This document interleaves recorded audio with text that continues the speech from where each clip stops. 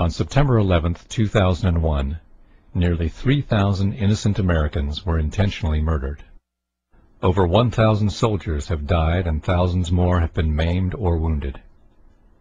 We dedicate this video to their memory and to the capture, trial, and punishment of those responsible. Please join us in a prayer or moment of silence in tribute to them. In its final report, the 9/11 Commission ignored the following significant facts and questions that conflict with that report's conclusions. Why did a third skyscraper at the World Trade Center that was not hit inexplicably collapse? Building 7 at the World Trade Center was never hit by an airplane and had no significant fire. It was 47 stories high. It was constructed of steel. Yet at 5:30 p.m. it fell perfectly straight down into a small pile of rubble, just like a controlled demolition. Why did the Federal Emergency Management Agency lament that the specifics of the fires in World Trade Center 7 and how they caused the building to collapse remain unknown? Larry Silverstein, the leaseholder of Building 7 who collected insurance of $7 billion, is on tape saying he ordered the New York Fire Department to pull it, to destroy the building with explosives. In October of 2001, Scientific American told us that they just don't build them as tough as the World Trade Center. Considering that Meridian Plaza in Philadelphia burned fiercely for 19 hours yet never collapsed, how could the South Tower at the World Trade Center fall after burning less than 1 hour? How could the North Tower fall after burning only for 2? How could the jet fuel have caused the collapse when the Federal Emergency Management and other government agencies have stated that most of the jet fuel was gone in the initial fireball? Moreover, how could the fires have caused the collapse at all, since recent fire tests by Cardington found that a steel building survived fires in experiments with extreme temperatures beyond the range possible with jet fuel? Since the black smoke coming from the buildings means that the fire was oxygen-starved and could not have reached its maximum temperature of 1,800 degrees Fahrenheit, and steel melts at a much higher temperature of 2,500 degrees Fahrenheit, nearly 700 degrees hotter than the maximum temperature of the fire, how could cleanup crews have found melted steel in the basements? How could, days later, NASA satellite images show hot spots in the buildings that still exceeded the maximum temperatures possible? Explosives like C4, however, create temperatures of 3,000 degrees Fahrenheit, which easily melt steel. Why did Fire Engineering magazine tell us that no steel building has ever been destroyed by fire, that the World Trade Center investigation was a half-baked farce? Why was all of the important evidence illegally destroyed, some before the investigation began?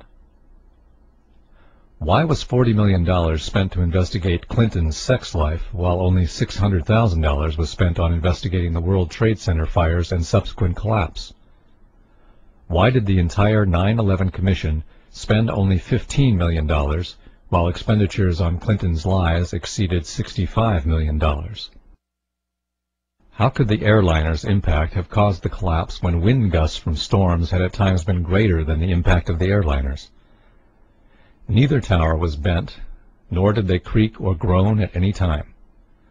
Firefighters said they seemed sound and reported that there were no fires they couldn't control. How could the building collapse at the maximum speed of gravity? Each floor hit should have slowed the fall, just as if you drop a steel ball from the roof, it would fall faster without resistance.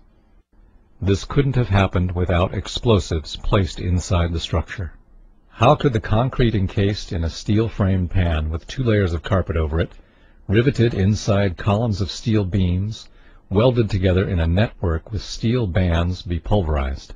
How could steel beams and clouds of finely pulverized concrete come shooting out of the buildings at hundreds of miles an hour, traveling all the way to New Jersey?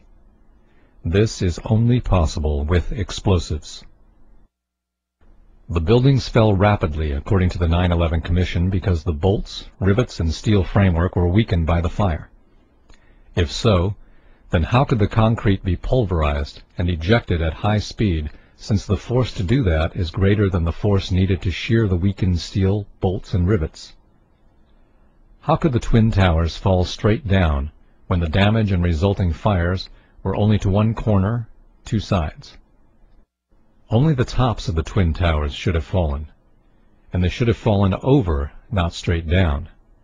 In fact, the top of one tower did fall over onto Building 4, so there was no building weight to crush the floors below. So what caused the collapse of those floors?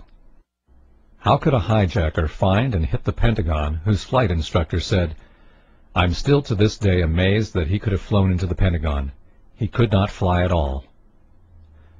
How could a pilot this bad have the flight controllers comment, "The steep turn was so smooth, it's clear there was no fight for control going on"?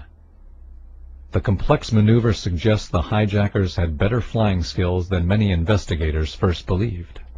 Why did NORAD fail to stop the attackers 4 times on September 11, 2001, 3 times after they knew the planes were hijacked and intent on mass murder? How could this happen when NORAD had successfully intercepted off-course and suspected hijackings 67 times during the year prior to 9/11, according to the Associated Press on August 13, 2002? Why did Condoleezza Rice lie that the U.S. had no idea that terrorists would use hijacked airliners when Richard Cheney was commanding war games on 9/11, chasing phantom hijacked aircraft? Why were our Air Force planes diverted from intercepting the real hijacked airplanes? Isn't it too much of a coincidence that the 4 hijacked aircraft had only 20% of their seats filled, while all other transcontinental flights that day had 70 to 90% of their seats occupied? Why did the New York Times not publish the results of a Zogby poll which showed that 66% of New Yorkers want the 9/11 investigation reopened? This poll also found that 49% thought that VIPs in the government knew ahead of time and let it happen. Thus, the final report does or will not answer many important questions and has many inaccuracies.